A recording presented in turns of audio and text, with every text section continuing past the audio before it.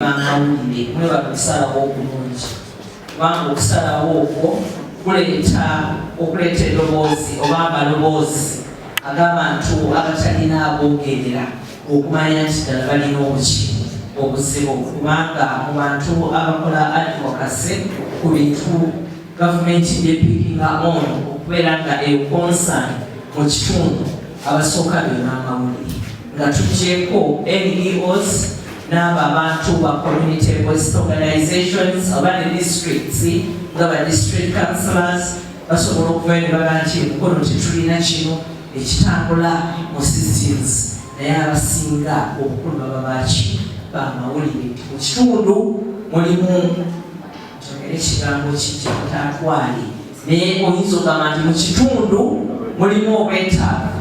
For example, wanolemagenda okusinkana president newabaamu omukumwe eyayogera nti mu ddwaliro ly'Enkono abakyala bazaalira wansi, mu ddwaliro ly'e Namuganga abasawo tebakola olw'omukaaga, era mu malwaliro g'Enkono temuliimu ddagala. Kyalinga okuba omulanga erizeeseresera president ategeera obuzibu obuli buki. However wrong the information was, naye omulanga baamukola ki? Mu bukyamu oba mu butuufu omulanga gwakola ki?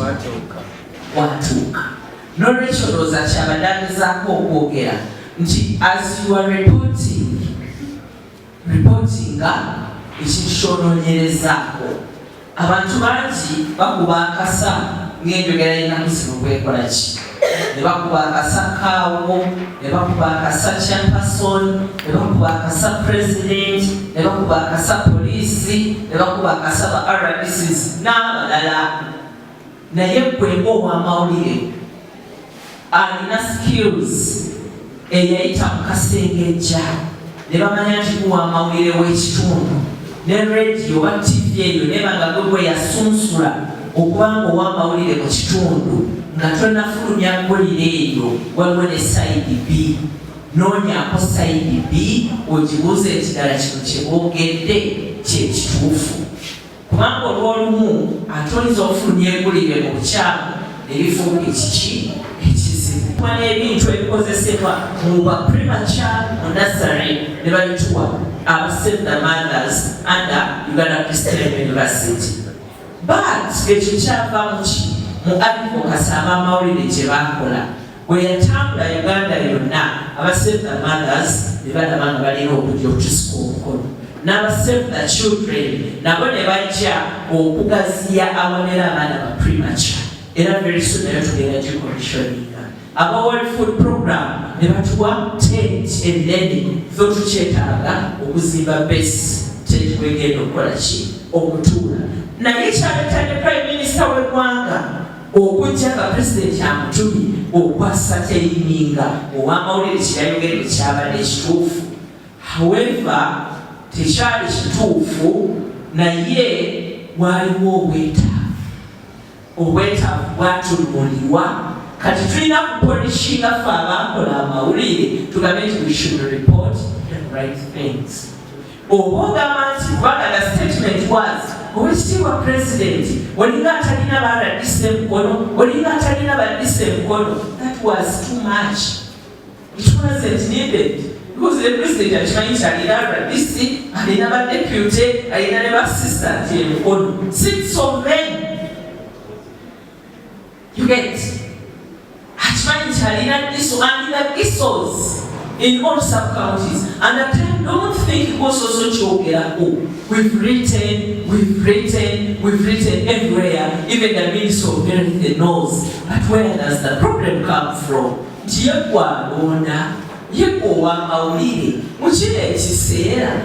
your role? What is your relevance? How are they supposed to be voting? Information in public. Is the information the right information that is supposed to be disseminated to the public? Otutululira abantu baffe mukono basigale mu mbeera eno ey'okubasiba ekikokolo ku mutwe, ey'okulonda nga bwe baagala oba nga bwe batayagala, ey'obutalonda. What is the advocacy that you, the media people, are doing mu kiseera kino? Instead of looking at police wekuba tear gas, I'm sorry, he's my friend. Police wekuba tear gas, wekuba amazzi ku bantu abatudde ebyokulya ku kkubo. Police wekubya amasasi mu bbanga. Why don't you look at what those people are doing? Why don't you look at it? At one time, Nakiriza rally yamukwano wange najja netumuwa ne venue. But whoever was from Karachi, ngakola roadside business, to Nasuti to Ntao, even someone who was saying the prayers because abasiramu basaba emirundi etaano, actually yali akisalira ku venue bamuyisaamu eggaali essaawa engato and the phone fee yali atadde wabbali. Someone came and took them. Can we run out of the facts? Eggaali efuuse kintu buli muntu eyeesimbyewo gaali alina threat n'atalina threat gaali, because we cannot pay them obeenoonyeza ensasula. Now at times you are seeing the police ng'ekambuwala because balabye omukazi asikibwako akasawo. Mulaba police ng'ekambuwala because tulabye abaana abayingira supermarket abatolayo ebitali byabwe. What Uganda rallies in the trading centers, in the business centers, in the markets, because twagala omuntu yavudde waka ne looni ye asigale ng'akola business. Lwaki tukugamba tolisa procession mu kibuga because along the highway waliwo abagenda for Caesar, waliwo emergencies, waliwo abafuluma ensi nga yetali ku politics wammwe. Alina kwayagala okusisinkana is on appointment with the doctor. Mwemanyi abaana bamwe basomye tebagala nakuwa extra 30 minutes ku balwadde. Online time yo bwetuuka batonatuuka babakusazaamu. Naye kakati ffe tukuba kadodi tuli ku highway. Tukuba kadodi n'ambulance terina bweyita and you are criticizing the heads of security for denying the processions on the highways. But as your politic, there are people doing other businesses. At one time, just imagine, Semboli bamwengo mwana anani ofulu olubuto, ngoli mumukono General Hospital, ngali mwata ni emergency, bakutwala mulago bakirudu, obaka wembe, nga mwebwe badinayenze access. Bine bitu binonga tubibuza kubalala, get to know chinangi chachi jakola chi. Chija mtu kako. Yes, I'm not supporting whatever is done. But some of these things, tutulenaba, balikola tubabuzi. Habana bana balikola. If you might do analysis, kutunulira owa police asasula sente. Akugambye yitawano, ogambye okuyitawo, ofudde eri ne gloves zo okuba owa police with a gun in a uniform gy'oweera omusolo. Naye nga ye yalese waka nga n'omukyala akawuna tekakola ki. What do you expect as a feedback? Ensi tegenda kuggwaawo. We are promising everyone Uganda here. Naye nze nga nkula, I remember well, was it 1980? Tata wange yali awagira DP. Nga bagamba egumire DP. By then, temukasala ne muteekamu ngwala lisi yakoze kino because you are also fond of doing that. Naye bateeka batugalidde mu nju nga bagenda okusuula akaluma. We were not. Kubanga twali twayiga tata byayimba nga naffe tubiyimba. Maama nagamba mbaggalira mu nju era siwulira yagireekaana. Mwana okulonda kwaliwo ne kugenda engeri gye twagenda abaali bayimba era tebatuula mu ntebe era eyatuula mu ntebe yaliwo era ensi empya teyatuuka. Naye nze mu buto bwange by then nalabanga waliwo ekyali kirina okubeerawo so biri ebirala era tebyankwatako because I was young nali sibitegeera nnyo kigenda wala naye ensi teyakyuka. We've all the time seen this. Abantu bamotivating abantu era kino era ojakiraba era kiki. Poor people lose their lives. Poor women suffer with their children nga baami bakoze ki babasi. Poor men suffer with their children nga bakyala balemadde. basufferinga kati balina ba parents because tuteekamu amaanyi mangi naye amaanyi ge tuteekamu can we try to do something before we make up? If at all twetadde ekifo kimwe kyawumane wa Mukono municipality we are having 11 people. Do you think all the 11 are needed? Bonna banatuula mu ntebe tuwabudde bantu batubuulire ebitugasa okusinga okukuba obukubi obudodi okuddukanga enseenene okuyisa ebivvulu. Yes, I never done it. Naye kituufu bakwane kituufu as we are reporting. Njagalayo omuntu alipotinga ku PDM and the successful stories of the PDM amongst the media.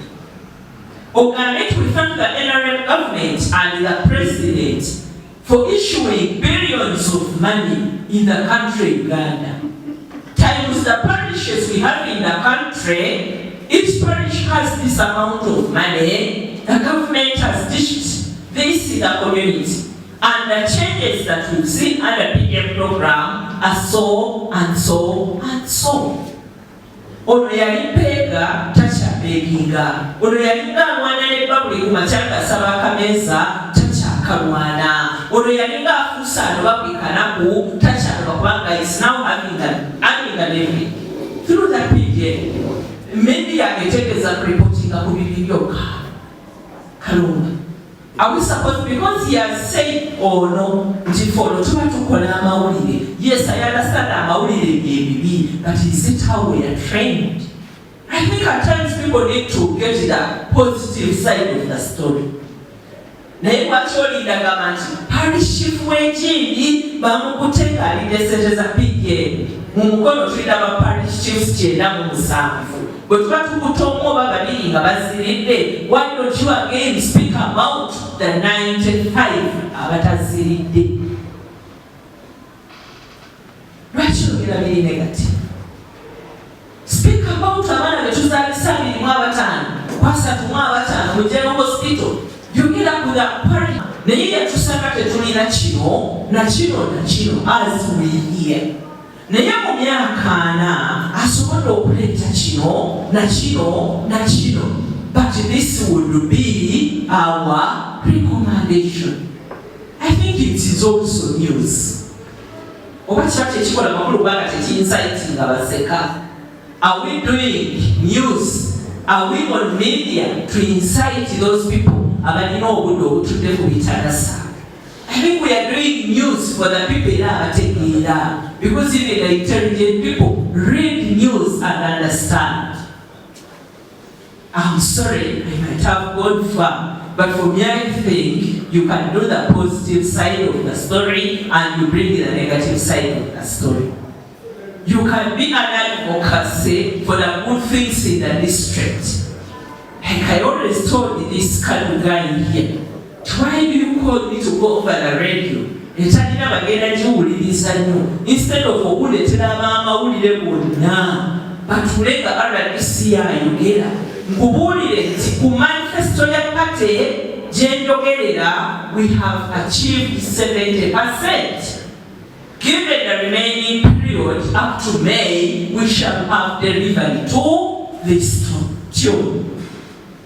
Kati naawe owulire nti omulala gw'oleese ono wajjala omukabali nanakubuulire nti their expectations ku manifesto yange zaali zino bwancekinga alabangaza atadelivarinsi era naye agwe reasons to why alabangaza atakoze eki noke mugambe nti we are the implementer. Now we have to change the policy. You're not supposed to implement a manifesto which you didn't support. Because when you are implementing it, like the PDM and the yoga. But what to be later, they say it's a political program. Katakate bebali to them in this street. Bebali implementing it. Do you think they are implementing in good faith?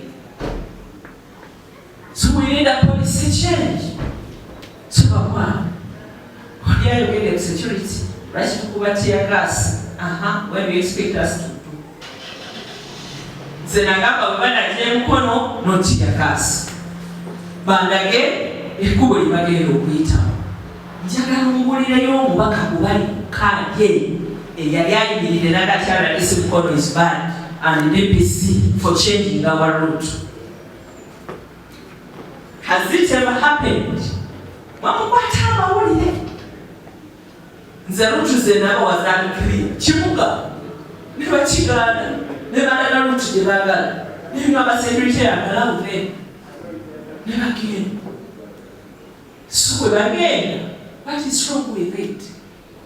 Gy'osazawo gye nkuwadde. Bayibuli mu mwana wasaba ekyennyanja tomuwa buki. I was accepting with my route because it was mukono. Many how far it was, route tebeewa.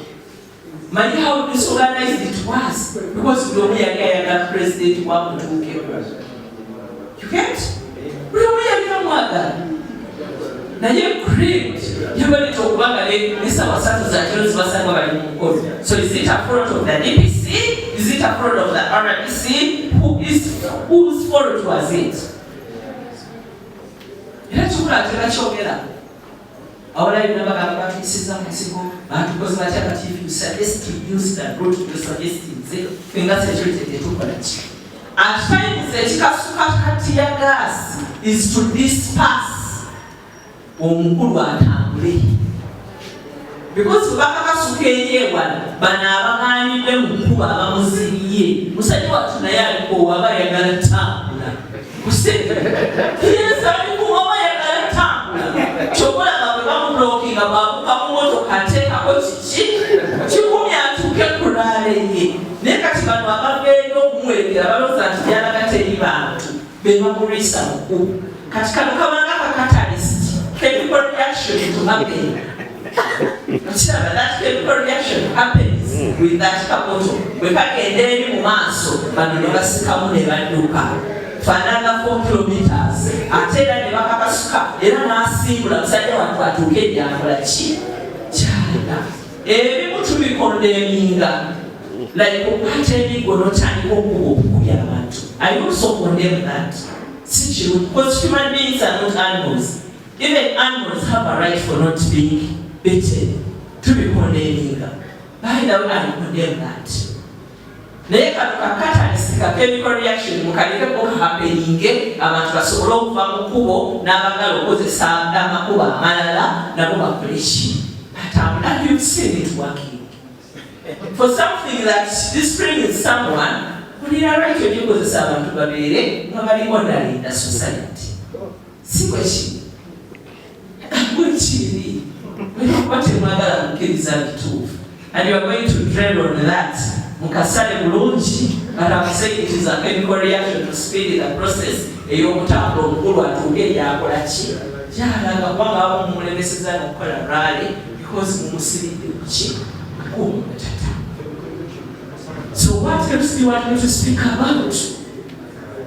Projects ezikoleddwa mu celebrating my tenure as someone in where I've been. Ekizimbe kiwedde yogera lwaki kiwedde. Kasitamakiriza KMA okujja sente tuzifune zaali zakola ki ezaali zakola. Tetufunye ekitoka even wule entenge mpata nakyo ne tukifuna ofurese twagabye project bilioni 3 mu bbiri. Eyo just ya contractor China Railway number 5 twagigabye naye kuliko ate abakola ki abakola environment. Ate kuliko abagenda okukola social whatever engagement kulabanga ebitundu abantu tebababa amasabu gasigalayo ebiga bisigalayo bwe liba lisenguse baliteeka awalala oluusi bwe liba lubadde mu kkubo tulusindika awaki. Abantu abo tebagala bakazi b'abantu. Ebyo byonna tubitubuulira. Emiti gy'obuuzizza lwaki musimba kalituusi na pine. It is our role as everyone in this country okugamba nti pine ne kalituusi tebirimu sattaka. Today we need indigenous trees like ebivule emisizi ate NFA girina wanena manve. Let's advocate for that. I was working in the Bukit region. naye okuyita Mora, Bukedea Mora, kuliko fruit trees along the road on either sides. Omuntu bw'aba atambula n'awulira ng'akoye asobola n'okugalamira mu shade. Ate n'okulya ne bakola ki? N'abaana abava ku ssomero. So it can be an advocacy through you the media guys.